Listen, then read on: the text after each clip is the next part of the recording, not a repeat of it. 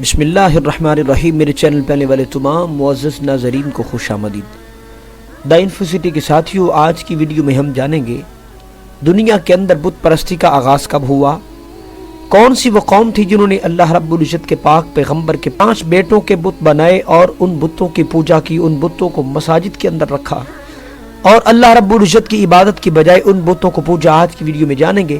آنے والے تمام معزز ناظرین سے گزارش ہے میرے چینل کو سبسکرائب کریں، اس چینل کا حصہ بنیں، تمام آنے والی ویڈیو آپ تک پہنچ سکے، ساتھ لگے بیل آئیکن کو دبائیں۔ معزز ناظرین، ویڈیو شروع کرتے ہیں۔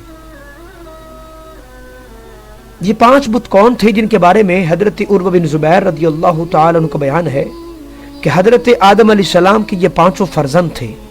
حضرت آدم علیہ السلام کی یہ 5 بیٹے تھے، نہایت دیندار، عبادت گزار، اور لوگ ان 5 کی بہت ہی معتقد، بڑی ہی تعظیم والے تھے، محبت کرنے والے لوگ تھے ان سے، اور ان کے نام جو تاریخ نے رقم کیے، یہاں تک کہ اللہ کے پاک کلام کے اندر بھی ذکر آیا اور کفار بولے ہرگز نہ چھوڑنا اپنے معبودوں کو، اور ہرگز نہ چھوڑنا ودّا، سوا، یغوث، یعوق اور نصر کو، اور بے شک انہوں نے بہتوں کو گمراہ کر دیا۔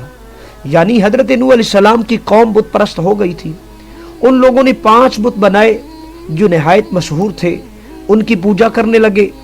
بہت ساری قوم نہایت پورے اصرار کے ساتھ کمر بستہ تھی، اللہ رب العزت کی عبادت چھوڑ کر ان 5 کی عبادت کرنے لگ گئی، اور ان 5 بتوں کے نام جو کہ قرآن کریم کے اندر بھی ذکر آیا، اور وہ نام یہ تھا، پہلا نام ودّا، دوسرا سوا، تیسرا یغوث، اور چوتھے بیٹے کا نام یعوق، اور 5ویں بیٹے کا نام چونکہ نصر ہے۔ یہ حضرت آدم علیہ السلام کے 5 بیٹے تھے، نہایت ہی دیندار تھے، معتقد تھے، محب تھے، محبت کرنے والے تھے، یہاں تک کہ یہ خود بھی عبادت گزار تھے، اللہ رب العزت کی عبادت کرتے تھے۔ جب ان 5 کی وفات ہو گئی تو لوگوں کو بڑا رنج پہنچا، بڑا صدمہ پہنچا۔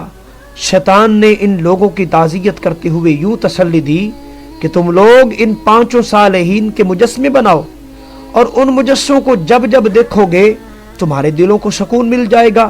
تو ان لوگوں نے ایسا ہی کیا، ان 5 صالحین کے مجسمے بنائے اور ان کو دیکھتے اپنے دلوں کو سکون پہنچاتے، اور وہ مجسمے چنانچہ پیتل کے، سیسے کے مجسمے بنا بنا کر لوگوں نے اپنے اپنے گھروں میں رکھا، اپنی اپنی مسجدوں میں رکھ دیا۔ لوگ اللہ کی عبادت کرنے آتے، ان مجسموں کو دیکھتے، اپنے دلوں کو، اپنی آنکھوں کو ٹھنڈک پہنچاتے۔ کچھ دنوں تک تو یہ سلسلہ یوں ہی چلتا رہا، لوگ ان مجسموں کی زیارت کرتے رہے، پھر لوگ ان بتوں کی عبادت کرنے لگ گئے، خدا پرستی چھوڑ کر بتوں کو سامنے رکھتے اور سجدہ کرتے۔ بت پرستی ایسے شروع ہو چکی۔ حضرت نوح علیہ السلام آپ 950 سال تک ان لوگوں کو واز سناتے، لوگوں کو بت پرستی سے منع کرتے، بالآخر یہاں تک کہ ان لوگوں پر کسی بھی بات کا کوئی اثر نہ ہوا۔ آخر کار طوفان میں وہ غرق ہوئے، سب کے سب ہلاک ہو گئے، مگر شیطان اپنی اس چال سے باز نہ آیا۔ ہر دور میں اپنے وسوسوں کے جادو سے لوگوں کو اسی طریقے پر چلاتا، اسی طریقے پر بت پرستی سکھاتا رہا کہ لوگ اپنے صالحین کی تصویریں اور مجسمے بنا کر پہل تو دیواروں پر لٹکاتے اور ان کی زیارتیں کرتے، ان کے دیدار سے اپنے دل کو بہلاتے رہتے، پھر رفتہ رفتہ آہستہ آہستہ ان تصویروں اور ان مجسموں کی عبادت کرنے لگ گئے۔ اس طرح شرک اور بت پرستی کی لعنت دنیا کے اندر عام ہو گئی۔ دنیا کے لوگ اس لعنت میں یوں ہی گرفتار ہوتے چلے گئے۔ خدا پرستی اور توحید خالص کا چراغ بجھنے لگا، جس کو روشن کرنے کے لیے اللہ رب العزت نے تمام کے بعد دیگرے تمام کے تمام انبیاء کرام کو مبعوث فرمایا، یہاں تک کہ ہمارے حضور پیارے آقا خاتم النبیین، آخری نبی حضرت محمد مصطفیٰ صلی اللہ علیہ وآلہ وسلم آپ کو ہمیشہ کے لیے بت پرستی کی جڑیں کاٹنے اللہ رب العزت نے آپ کو مبعوث فرمایا۔